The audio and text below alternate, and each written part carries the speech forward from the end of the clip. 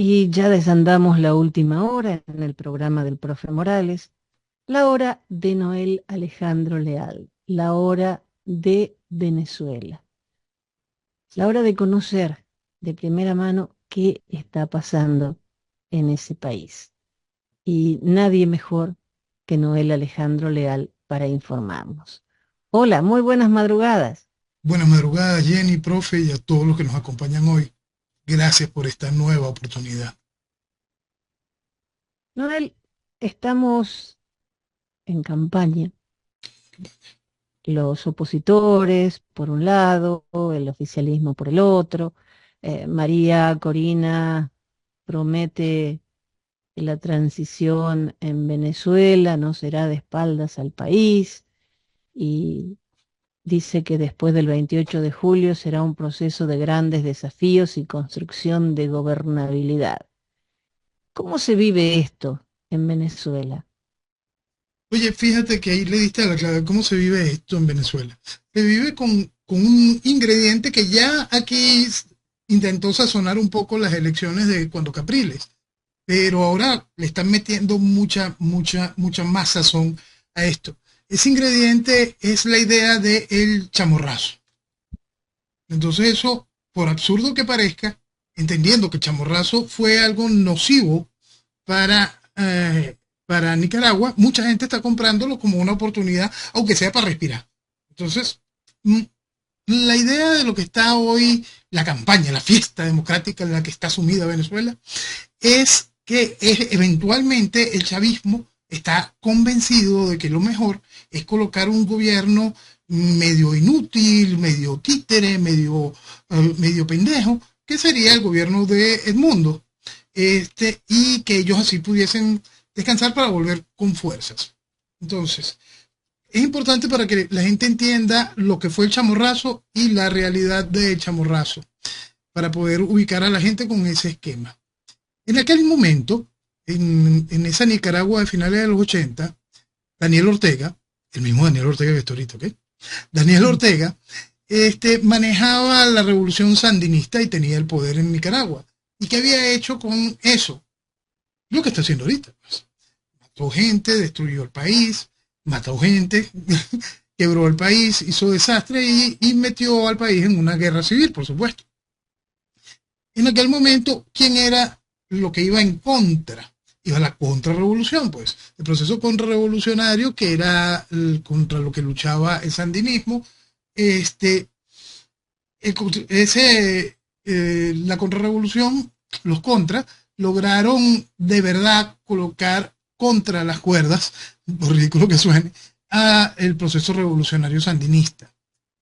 Hay que entender que los contras contaban con todo lo que estaba por detrás del caso Irán Contra, la cantidad de miles de millones que se movieron por allí y todo un gran mar de cochinadas que marcaron la política de los Estados Unidos de ese tiempo, de los 80. También hay que recordar que en aquel momento estamos hablando precisamente de la realidad geopolítica de 1900, de los finales de los 80, donde había un Ronald Reagan, donde había una Europa con decisiones, con visión ideológica de los problemas, donde existía todavía el final de la Guerra Fría. Aún así, para ese entonces se vio la oportunidad de, al estar perdido militarmente Daniel Ortega, de ceder al juego electoral. Entonces, si ya yo estoy perdido militarmente, antes de perder militarmente y no tener futuro, vamos al juego electoral y vamos a ver quién está por ahí disponible. ¿Y quién estaba disponible? La viuda de Chamorro. Chamorro que había sido socio de Ortega y después fue enemigo de Ortega y por supuesto lo mataron. Entonces estaba ahí la viuda de Chamorro, que era producto de esto, pues producto del proceso revolucionario sandinista. Y ella gana. Después hay otro gobierno inútil de Arnoldo Alemán, un ladrón reconocido, y otro más. ¿Qué vino después? Vuelve Daniel Ortega. Si en aquel momento, para Daniel Ortega, que se vio obligado a tomar esa salida antes de la derrota militar, estamos hablando de aquellos tiempos geopolíticos que hacíamos referencia. Vamos a trasladar todo eso a las necesidades del chavismo hoy, la realidad geopolítica del chavismo hoy y a qué se enfrenta el chavismo. ¿El chavismo tiene un enemigo que lo tenga contra las cuerdas militarmente? No. El chavismo cuenta con dinero para poder seguir sobornando y meter al país en una mentira Joder, constante. El total. chavismo logra tener bajo su control, bajo una política de chantaje, de una política de sobornos, a todo el aparato militar, a todo el aparato policial, eso sin contar el control que ejerce del aparato opositor. El chavismo hoy, en el enfrentamiento geopolítico, cuenta con algo en los Estados Unidos como Reagan o cuenta con algo como Biden. El chavismo hoy tiene antagonistas en eso que llaman Comunidad Europea o tienen gente que le hace carantoña como Macron. Mm, mm. Entonces, esas son las realidades geopolíticas del momento. Entonces, a la hora de los que quieren comprarse la idea del chamorrazo, que son los que van a hacer el bulto electoral, están convencidos de que esa es la jugada que tiene el chavismo y van a ayudar a hacer el bulto electoral, es bueno que terminen de entender, el chavismo tiene necesidad del chamorrazo. Yo estoy absolutamente convencido de los que ponen la idea en la mesa de que va a haber un chamorrazo, es el chavismo. Porque es una de las maneras de estimular a la gente a que participe en el juego electoral. El asunto es hágase la pregunta. ¿De verdad hay algún problema? ¿Hay alguna necesidad para el chavismo de hacer el chamorrazo? El chamorrazo tiene una cosa que es fundamental, un aval, que es el interés principal que puede tener cualquier gobierno frente a esa oportunidad, que es el aval de la impunidad. ¿Okay? ¿Qué aseguraría el chamorrazo? Una transferencia, una transición, como les ha gustado muchísimo esto, una transición democrática. Por lo tanto, el chavismo quedaría con todos y cada uno de sus derechos políticos. Si lo hacemos a través de un acuerdo de las partes quedan claras que no va a haber percepción política ni penal a ninguno de los involucrados, porque eso les encantará, la idea de una amnistía total,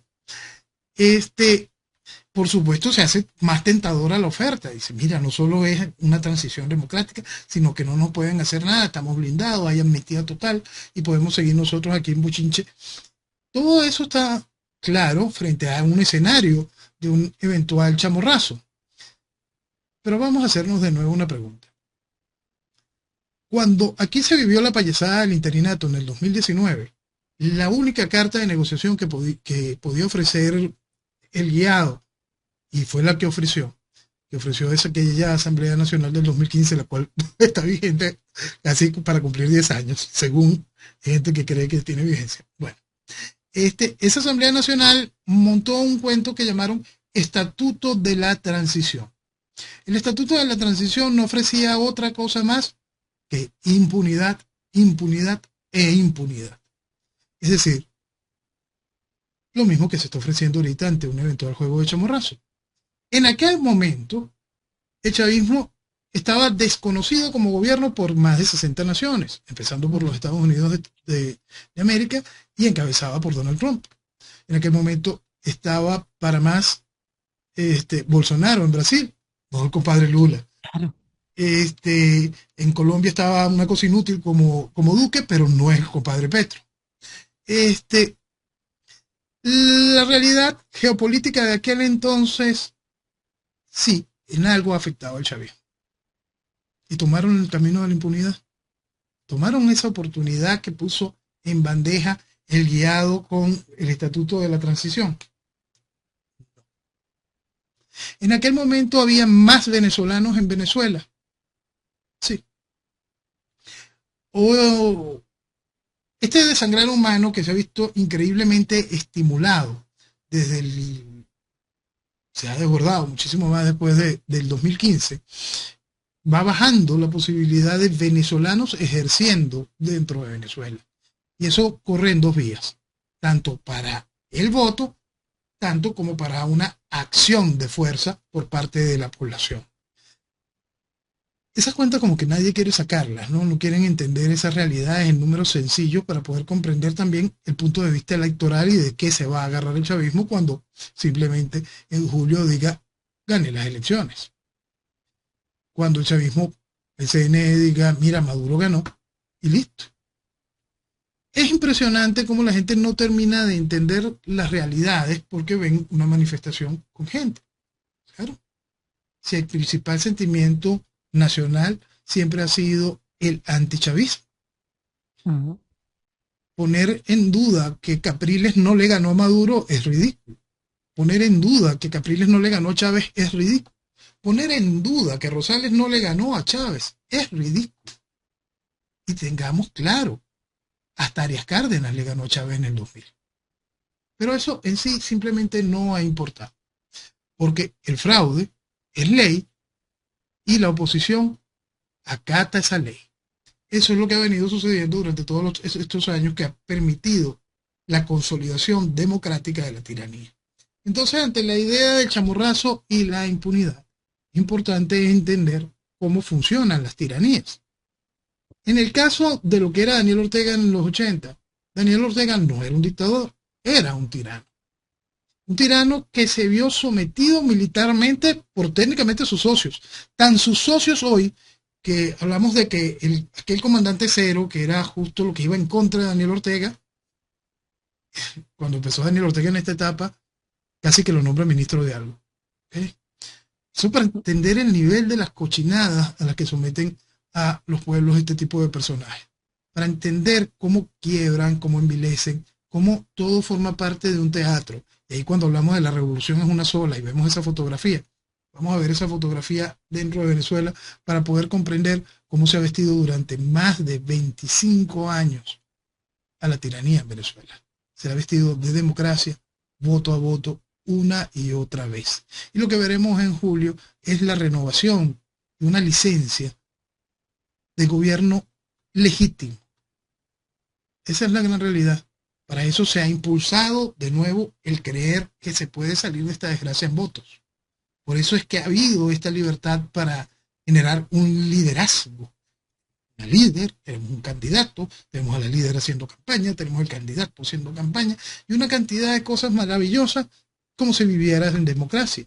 Así que viva la fiesta democrática y todo el mundo a seguirse mintiendo de la manera más vulgar y asquerosa.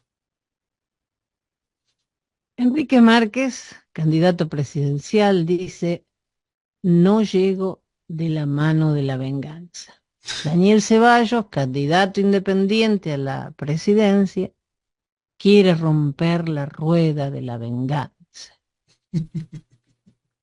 Y también don Edmundo también da una entrevista y dice que está buscando la reconstrucción del país, la reinstitucionalización, se me trabó, vamos de nuevo, la reinstitucionalización democrática de Venezuela. ¿Cómo les gustan las palabras raras, por Dios?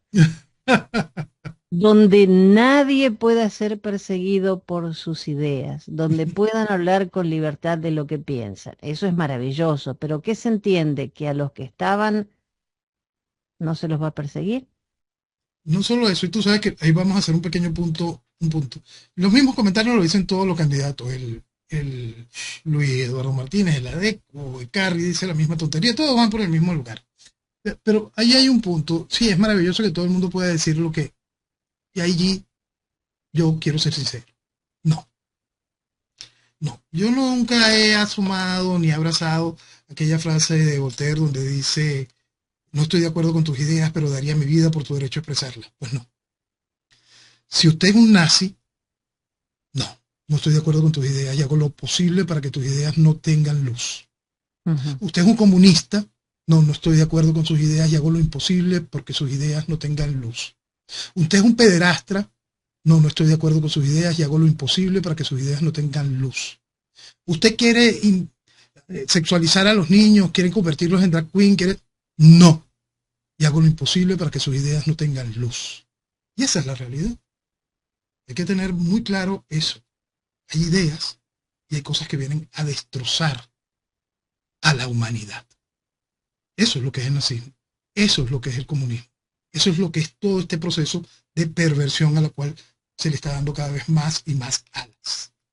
Eso no tiene que ver con una persecución, una censura del pensamiento, no, no, no. Tiene que ver con una cosa tan sencilla y tan escasa como el sentido común. Eso es muy importante con respecto a eso. Perdona, Jenny. Volviendo a nuestra triste y vergonzosa realidad electoral, por supuesto, cada uno de ellos van a decir lo mismo, ¿no? Y es como si llegáramos al sueño de Chávez, por ridículo que parezca. Tú sabes que cuando, hace ya como, sí, creo que era para el 2015, bueno, el asunto en una de estas tantas payasadas, yo explicaba que Venezuela, ajá, fue en pleno 2015, explicaba, bienvenido a la República Gatopardiana de Venezuela. Es cambiamos todo para que nada cambie. Entonces, en esa República Gatopardiana de Venezuela, estábamos instaurados ya en el 2015, y después vino el proceso de el 360 grados. Esta vuelta de 360 grados. No, Donde... no, no, por favor, no vuelvas con eso. Porque me volví loca con los 360 grados. Había gente que era incapaz de entender que lo que estaba haciendo. Dibujitos, fotitos, para que entiendan qué es 360 grados y creo que no se logró. No, no se logró, pero bueno, el asunto es que hay que insistir para los que sí lo lograron, terminen de poderse ver esa parte gráfica. Teníamos ese espacio donde simplemente era un gran giro para volver al mismo sitio. Y ese gran giro se hace completo. Pues. Cuando estamos incorporando, bueno, vamos a dejar la parte de incorporando, pero vamos a enfrentarlo frente a una serie de realidades para que se pueda comprender. Vamos a la parte de el guiado como eje de este asunto para poderlo traer hasta acá.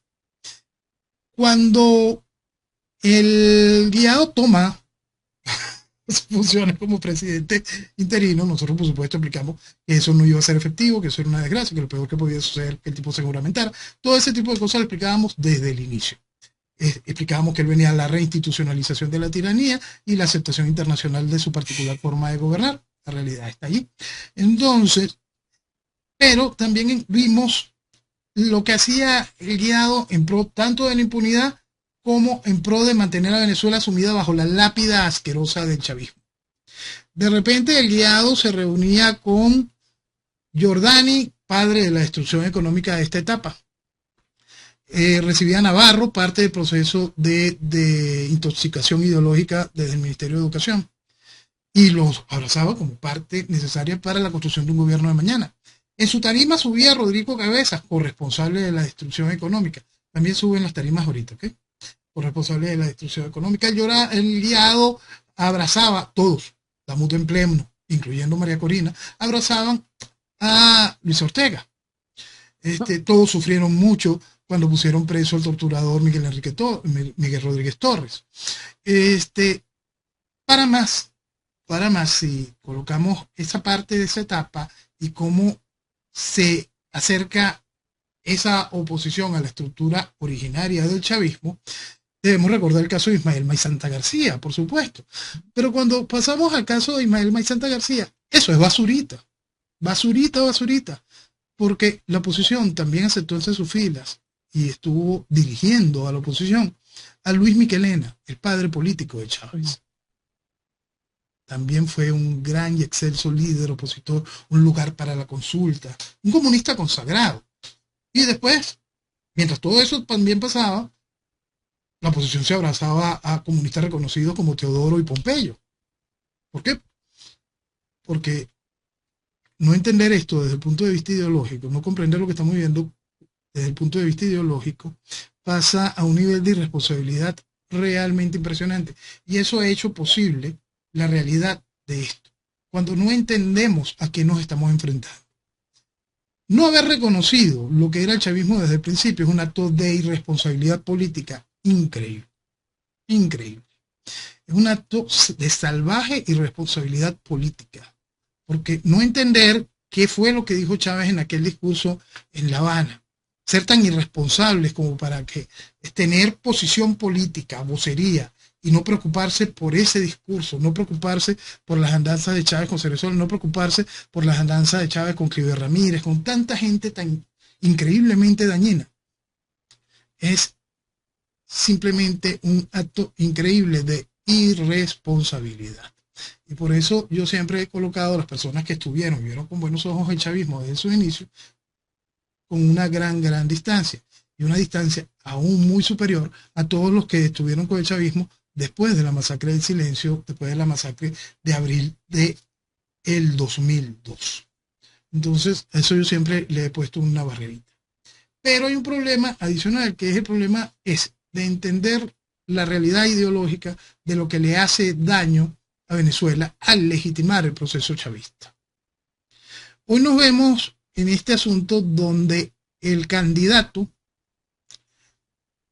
puesto por la plataforma unitaria, cuenta con el apoyo de toda la unidad, igual que en su momento, con todo el apoyo de toda la unidad, Arias Cárdenas, Rosales, Capel. Os cuenta el apoyo de toda la unidad, incluyendo María Corina, que es quien hace la campaña del candidato.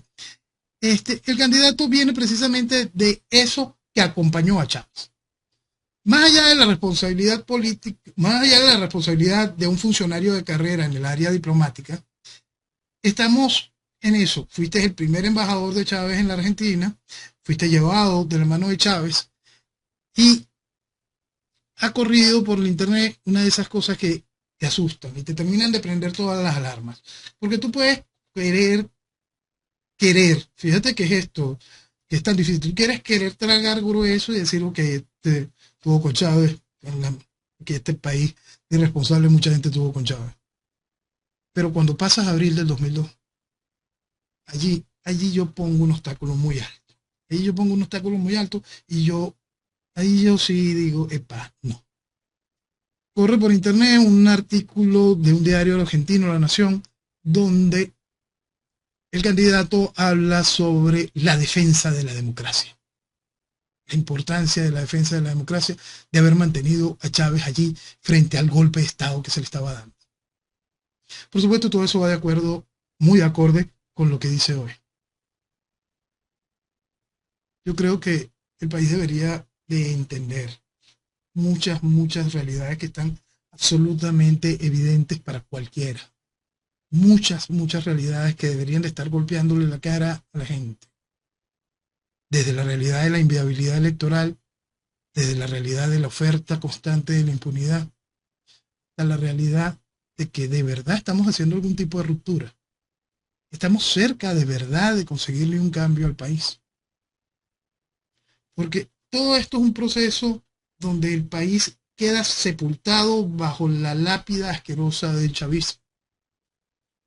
¿Cuándo el país va a terminar de empezar a pensar?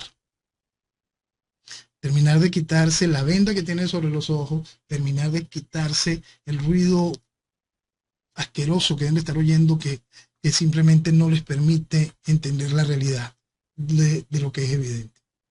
Lamentablemente mi país va a ir al buchinche electoral, le encanta la fiesta electoral, la gente va a ir a la fiesta electoral. Y el gobierno va a poder contar con las arcas de la legitimidad plenas, llenas. Pero ¿cómo vamos a reaccionar mañana? ¿Cómo la sociedad va a entender qué vivió? ¿Cómo la sociedad después de un nuevo giro de 360 grados va a quedar? Va a quedar mareada y se tirará al piso. Va por fin a entender que hay que dejar atrás a toda esa estructura. Va de nuevo a emocionarse con las palabras de quienes lideran el nuevo fracaso. Ahí estamos como realidad y eso es mucho de lo que está sucediendo en Venezuela. Entre la oferta de chamorrazo, entre la impunidad, el ruido de la fiesta democrática, mientras tanto la revolución avanza. Y en un avance donde lo que te ofrece alternativa es volver al origen. Señores, hay que despertar. Es que yo veo, por ejemplo, permitime que te lleve a Argentina. Por Un presidente ahora completamente distinto a lo que tuvimos durante tanto tiempo. Un libertario, alguien que está haciendo las cosas bien, que ya se están empezando a ver los cambios, que nunca prometió un milagro, que dijo va a ser duro, muy duro. ¿Quiénes son sus principales opositores? Los políticos. No lo quieren. Se termina el vivir bien. Se termina el no rendir cuentas a nadie. Los universitarios están haciendo paro. ¿Por qué? porque es un gobierno de derecha. La gente está cansada. Por suerte, a pesar del apoyo de los políticos para hundirlo, de la unión que han hecho, Ujú. el hombre sigue con el apoyo popular. ¿Y quiénes son los más afectados? El pueblo. Los jubilados no les alcanza. A la persona que tiene un trabajo es pobre, pero todo esto lo dejaron los gobiernos buenistas que querían que la gente tuviese que depender de ellos para vivir, para mal vivir. Y hay una porción de gente que todavía no entiende que el gobierno no está para ponerme la comida en la boca, pero la comida en la boca por una semana, después las otras 3, no sé qué hago. Mm. Entonces, cuando tienen un cambio, los principales son los opositores del gobierno. Ujú. O sea que solo cuentan con el PRO, que era el de Macri, y su gente, y los demás quieren seguir en un país donde no hay controles, donde todos los sindicalistas son multimillonarios y los empleados pasan hambre. ¿Eso queremos? Es una gran realidad porque esa confabulación política, ese mantenernos sumidos en la sociedad de cómplices, tiene que romperse. Cada país tiene que romperlo de la manera de enfrentando su realidad. Tiene que comprender que durante años, ante años, han sido eso, un coto de caza de una estructura política ¿Mm? que simplemente ha contribuido a destruir naciones por completo. Es impresionante. Con total impunidad. Con total impunidad, Jenny, con total impunidad. Tú sabes, Jenny, que en Venezuela también está sucediendo una cosa que es importante, que es bueno tocarla, porque dentro del espectáculo que se está dando de precisamente la impunidad, de la oferta de impunidad, lo que va ofreciendo la oposición para poder intentar conquistar el voto. Increíble, pues, que están ofreciendo, vamos a darle impunidad al chavismo para poder conquistar el voto del opositor. Es increíble, pero eso es lo que están haciendo. ¿Okay? El chavismo está jugando a que él sí es el justiciero. Mm, Entonces el chavismo continúa en su onda de perseguir la corrupción. Entonces, esta semana me preguntan, oye, Noel, pero explícame esto, pero ¿por qué el chavismo está haciendo esto? Pues, ¿qué le molestó tanto de Tarek El Aissami? ¿Por qué es esto? Yo le digo, ¿tú sabes lo que es una patente de corso? Entonces me queda, mira. Y es importante traer a la gente ese para que se pueda entender desde ese término, la patente de corso. El chavismo entrega a sus operadores una patente de corso. La patente de corso te permite a ti este, saquear, tomar el control de las cosas, pero recuerda que tienes que trasladar un pedazo ish, al quien te otorgó la patente. la mordidita. Si tú donde vas y saqueas y haces el negocio que te da la gana, tú no entregas un buen porcentaje a quien te otorgó la patente, entonces vas a ser reo del que te otorgó la patente porque estás violando las reglas. Entonces, teniendo en cuenta eso, vamos a intentar, déjame intentar esbozar lo que le comentaba yo a este amigo. Tarek violó la patente de corso. Tarek violó la patente de corso. ¿El gobierno lo sabía? Claro, totalmente consciente. El gobierno está orgulloso de tener un modelo de inteligencia similar al de la Stasi. Es decir, tener a todos infiltrados. Lo dicen con orgullo. En estos días había un general de la Guardia Nacional diciendo, estamos en todos los consejos comunales, estamos en total parte nuestros activos. Es decir, está hablando del aparato de inteligencia. Entonces, cada una de estas cosas están muy claras. Aquí tenemos el espionaje electrónico, el espionaje in situ, todo lo que podía hacer, imagínense lo que hacía la Stasi en aquel tiempo con la tecnología del hoy. Entonces, para que se pueda entender la capacidad de infiltración, control de al cual puede tener el chavismo sobre todo el resto del aparato. Por eso se siente el chavismo contento y sólido. Por lo tanto, ellos estaban absolutamente conscientes de lo que estaba haciendo Tarek, por supuesto. Y decidieron, vamos a aguantar, vamos a ver si el tipo se baja, no se baja. Y se dieron cuenta de que el tipo seguía, dale, siguiendo. Entonces empezaron a sacar una cuenta lógica. Y si aprovechamos y dejamos que se ensucien los otros también, vamos a aprovechar de que estos también se ensucien por aquí. Vamos a intentar que a que le apetezca este caramelito y que venga y que se endulce y diga, mira, de aquí también podemos sacar unos reales, y empezar a hablar sobre un proceso para retirar al chavismo y por supuesto promover más impunidad. Y ahí vamos, ya tenemos a Leopoldo aquí en esta foto y vamos al 30 de abril del 2019 con el guiado, aquella cosa que hicieron en el distribuidor de Altamira, donde volvemos a lo mismo que estábamos hablando, volvemos al chavismo. ¿Por qué? Vamos a imaginarnos un gobierno de esta gente.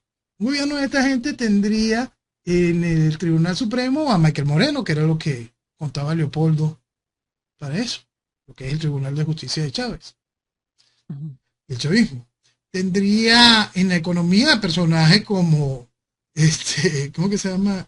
Hablamos de él hace un momento, Rodrigo Cabezas. Lo tendría ahí en economía. Se volvería a traer a Navarro en educación, que en estos días se reunió creo que también ya con el mundo, una cosa maravillosa. Tendría, por supuesto, en defensa, que Máximo Padrino López. Entonces, todo este tipo de maravilla es lo que ofrece toda la estructura de oposición. Entonces, el chavismo decide en cabeza, vamos a dejarlo y vamos a contaminar, y a la hora de poder develar el caso, al prender el ventilador, vamos a ver hasta dónde podemos bañar de excremento a todo el mundo. Porque somos los dueños del excremento, somos los que producimos el excremento, somos excremento. Entonces vamos a tirarle excremento a todos los demás también, para que todo el mundo se vea identificado bajo lo mismo. Y es que son lo mismo, desde el principio, son lo mismo.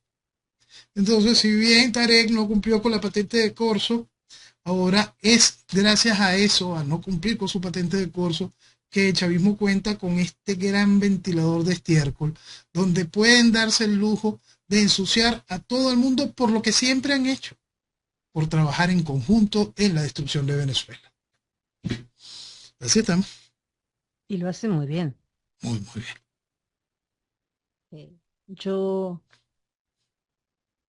me pongo a leer noticias y a veces creo que la gente se enoja equivocadamente.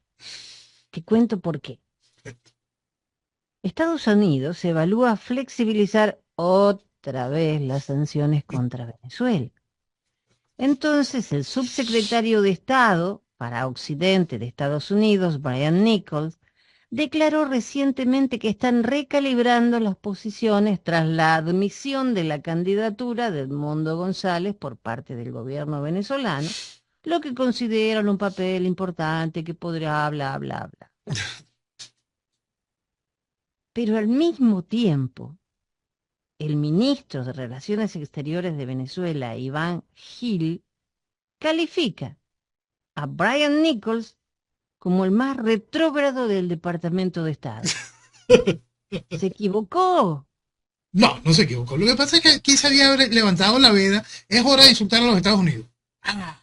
Entonces, yo que no es hacerlo, tomó más impulso. Jorge Rodríguez, de verdad, en estos días se ha entusiasmado bastante, Maduro por supuesto, pero Iván no le dijeron, mira, ya hasta aquí, no, cuando digan una cosa bonita, cállate. No, Iván dijo, no, déjame continuar, porque está en la línea. Entonces, se le salió. Pero lo cierto de todo esto, más allá del comportamiento ridículo constante, está aquello que habíamos explicado desde el principio, con respecto al asunto de las sanciones y el levantamiento de las sanciones al inicio. Quien crea que ese chorro lo iban a volver a cerrar, estaba totalmente equivocado. Esta es la realidad. Lo dijiste en su momento. Sí, lo explicábamos hace tiempo, y lo explicamos la semana pasada con lo de las puerticas, los portones, llevamos 2 semanas explicando sobre la supuesta reimposición de sanciones, y hoy nos encontramos con esta nueva búsqueda de levantarla. ¿Por qué? Porque aquí el chorro no se va a volver a cerrar. Entiéndalo, no se va a volver a cerrar. Ah, Venezuela en manos de chavismo va a volver a los números de producción petrolera que tenía. No. Venezuela en manos de chavismo puede alcanzar el potencial petrolero, menos todavía. Aquellos que están hoy levantando este poquito de sanciones, abriendo las puertas y los portones de esto, ¿les interesa que Venezuela logre su potencial aún fuera del chavismo? No, porque para eso tienen el chavismo. Eso es importante entender.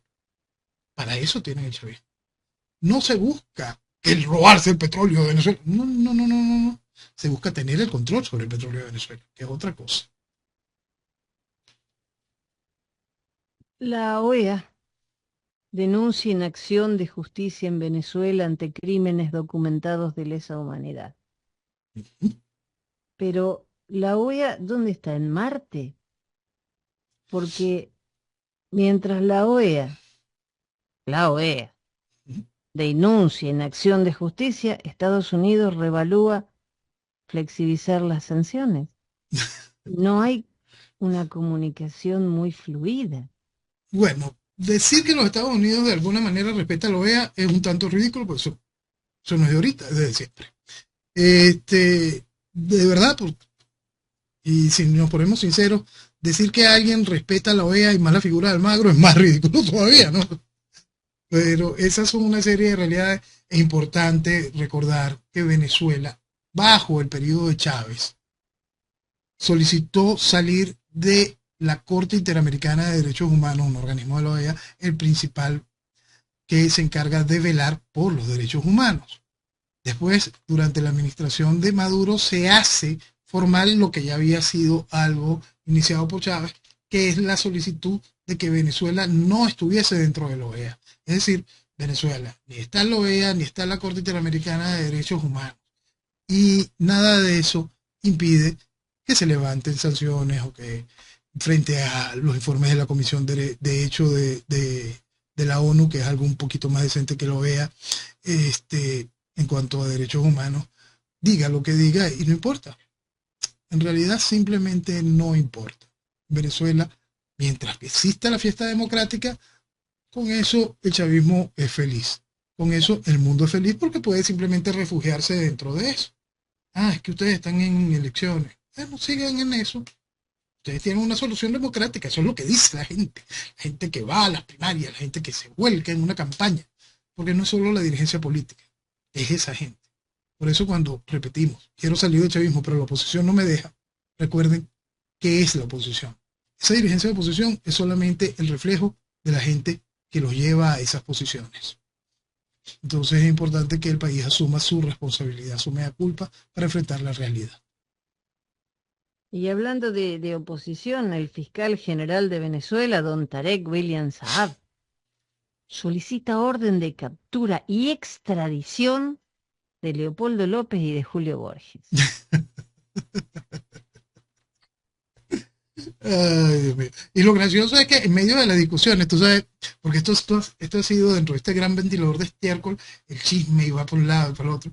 Entonces tú escuchas unas declaraciones de Leopoldo López diciendo que aquella parte jurídica la manejaba él, pero había una parte de movimiento económico que la manejaba Julio Borges. Entonces, de una vez, Leopoldo ensucia a Julio Borges.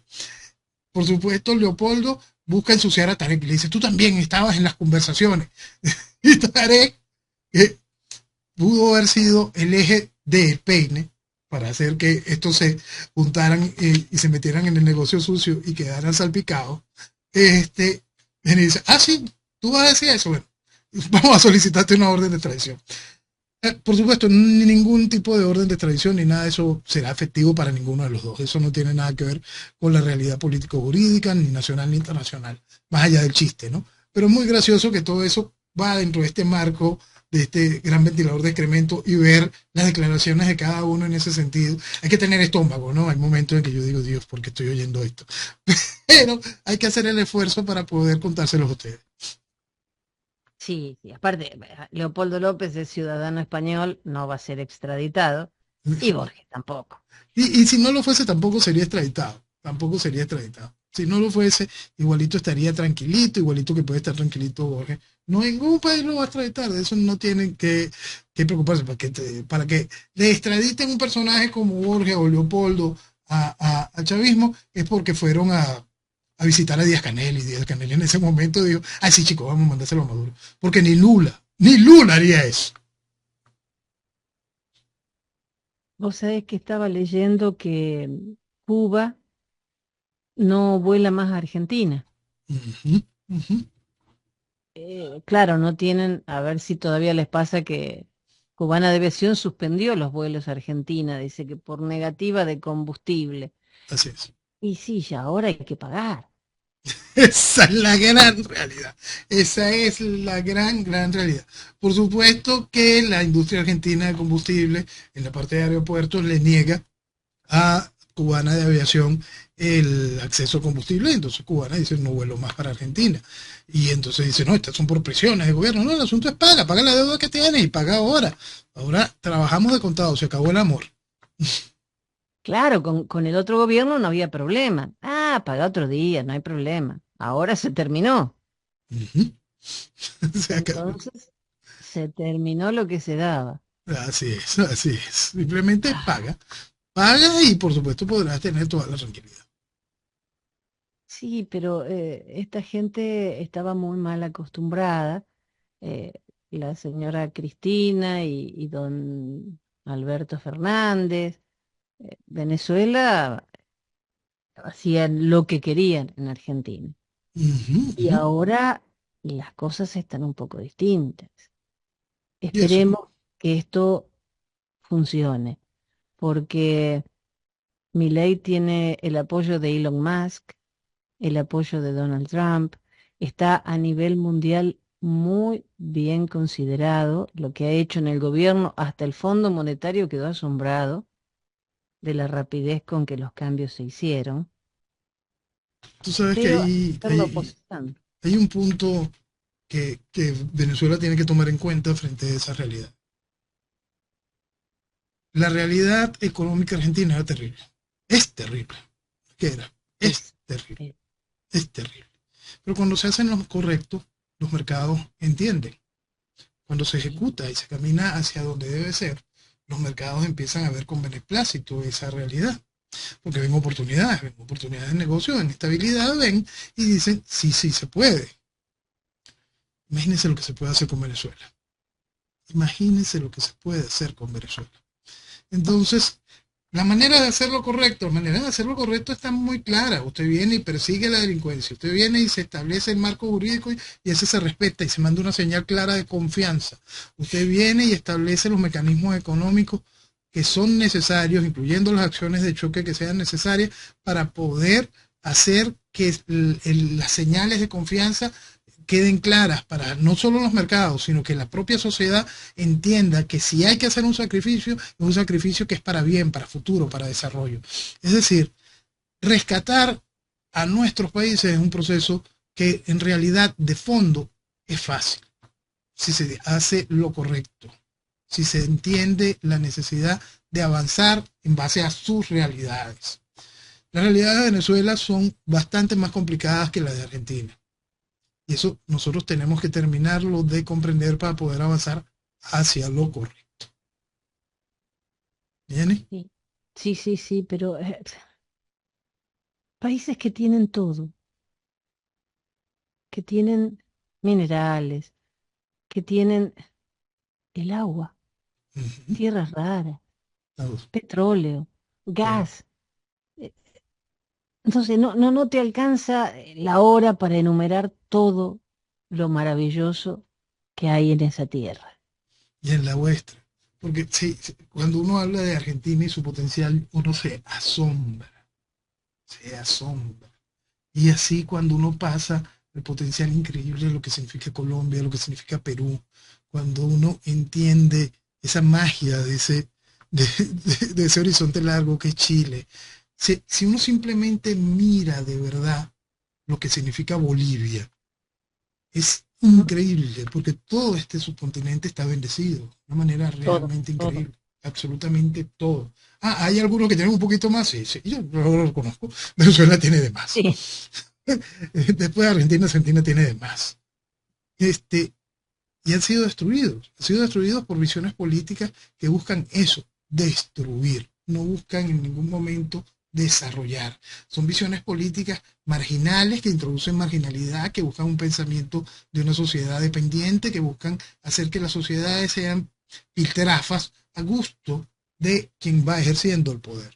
Y eso es lo que tiene que cambiar. Y para eso se necesita eso, un liderazgo con que llegue de verdad a la población hacia entender la realidad. Un liderazgo de campaña y de bochinche y un liderazgo vacío sin conexión ni entendimiento ideológico.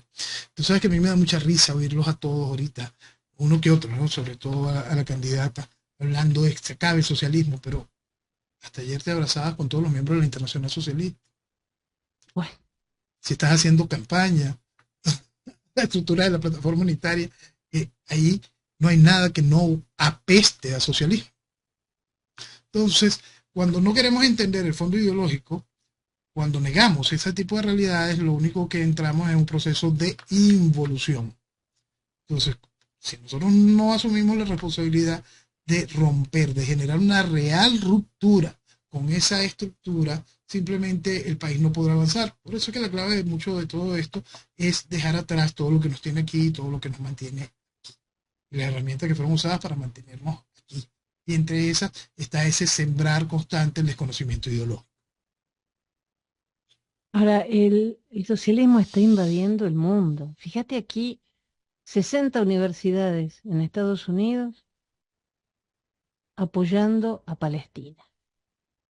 Yo estoy segura que hago una encuesta y les pregunto a esos universitarios, a los que realmente van a la universidad, ¿dónde queda Palestina? No tienen ni la más miserable idea. No. ¿Qué es Hamas? ¿Qué es Hezbollah? ¿Qué? No saben. ¿Qué están apoyando? Tienen ni la más miserable idea. Los Entonces, movimientos LGTB, que vayan a Palestina a ver si pueden dar, caminar por la calle.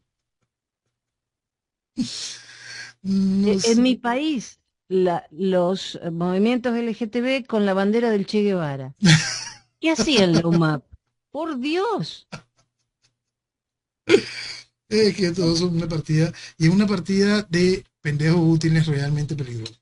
Tú sabes que en una de estas manifestaciones en una de las universidades, uno de sus voceros se sube, tiene una tarima, tiene un programa de quiénes van a ir hablando y todo lo demás. No recuerdo ahorita el nombre ni del personaje ni de la universidad, pero me detuve a oír parte del discurso porque vi una serie de imágenes y carteles y yo dije, y esto se parece a algo que conozco.